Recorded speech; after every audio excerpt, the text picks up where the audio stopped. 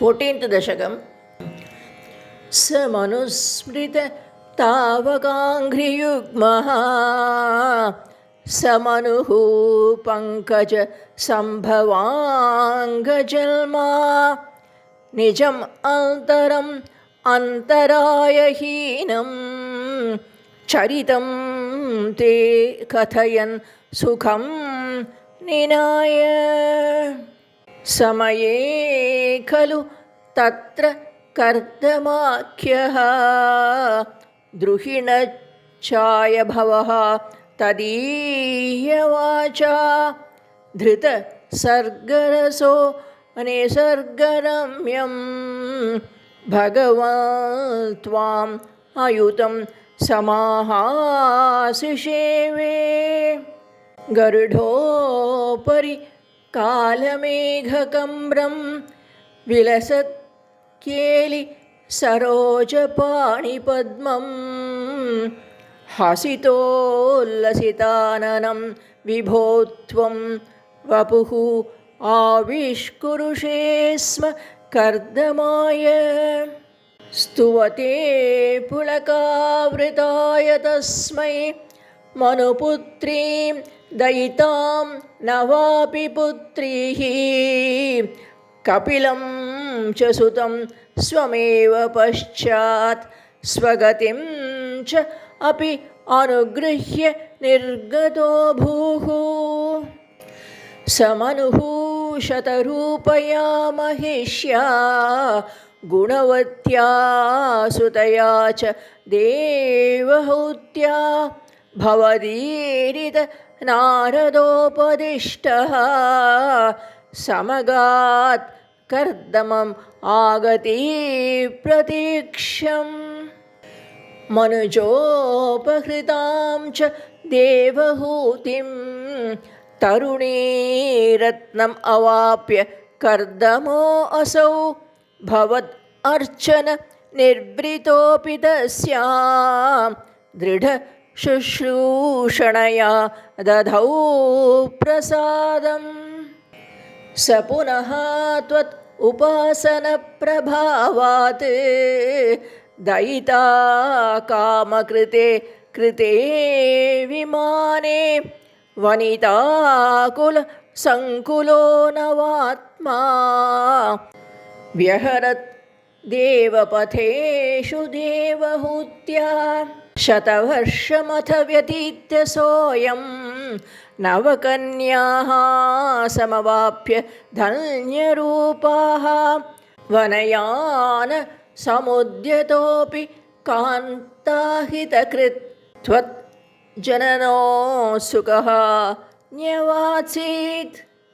निजभर्तृगिरा भवन्निषेवा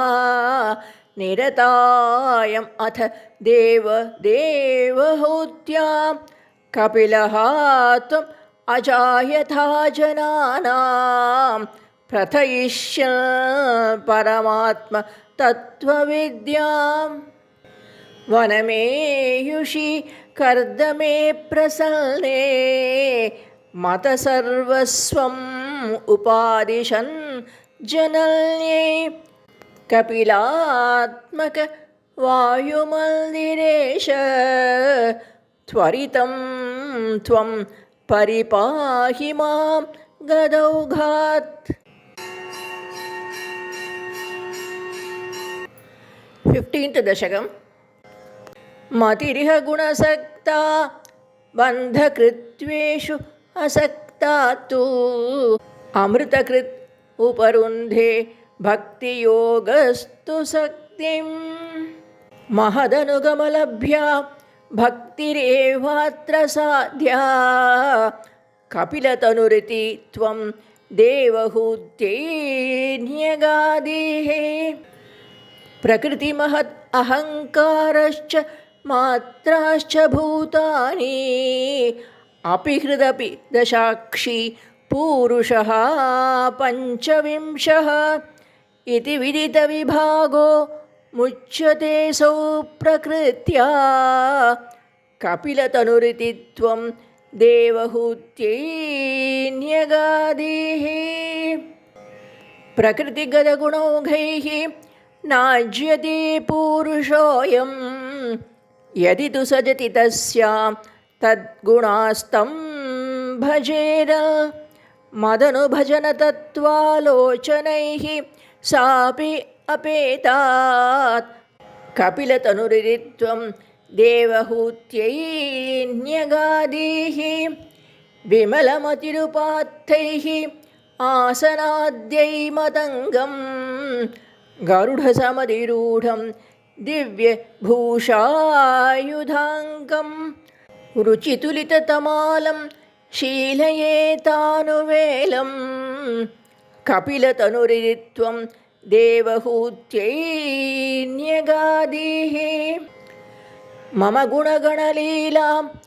कर्णनैः कीर्तनाद्यैः मैसुरसरिदोघ प्रख्यचित्तानुवृत्तिः भवति परमभक्तिः सा हि मृत्योर्विजेत्री कपिलतनुरित्वं देवहूत्यै न्यगादीः अहह बहुलहिंसा सञ्चितार्थैः कुटुम्बं प्रतिदिनम् अनुपुष्णन् स्त्रीजितो बाललाली विशति हि गृहसक्तो यातनां मयि अभक्तः कपिलतनुरित्वं देवहूत्यै न्यगादीः युवति जठरखिन्नो जातबोधोऽप्यकाण्डे प्रसवगलितबोधः पीटया उल्लङ्घ्य बाल्यं पुनरपि बत मुहुत्येव तारुण्यकाले कपिलतनुरित्वं देवहूत्यै न्यगादीः पितृसुरगणयाजी धार्मिको यो गृहस्थः स च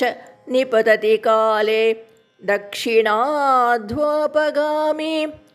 महि निहितमकामं कर्म तु उदक्पदार्थं कपिलतनुरित्वं देवहूत्यै न्यगादीः इति सुविदितवेद्यां देवहे देवहूतिं कृतनुतिम् अनुगृह्य त्वं गतो योगिसङ्घैः विमलमतिरथासौ भक्तियोगेन मुक्ता त्वमपि जनहितार्थं वर्तसे प्रागुदीच्यां परमकिमुपहूत्या त्वत्पदाम्भोजभक्तिं सकलभयविनेत्रीं सर्वकामोपनेत्रीं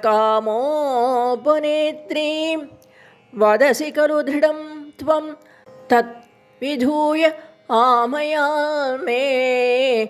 गुरुपवनपुरेश त्वयि उपाधत्स्व